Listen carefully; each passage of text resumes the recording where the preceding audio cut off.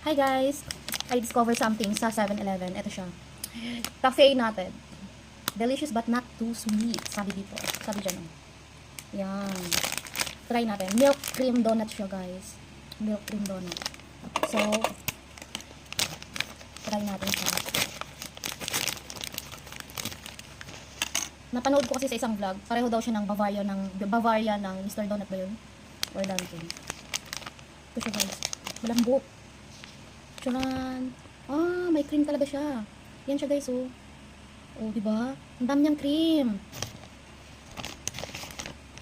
Tikman natin. Kabaka-amoy siya ng donut dun sa Pilipinas, ng Mr. Donut, na Bavarian.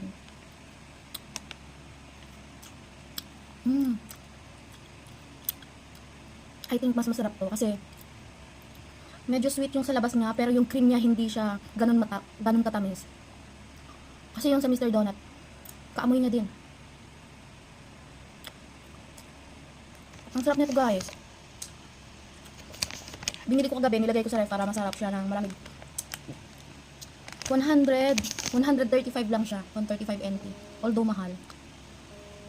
Ang sarap. Try nyo guys, kasi ang sarap nito. Sa sobrang sarap, napapadilap ako sa mga daliri ko.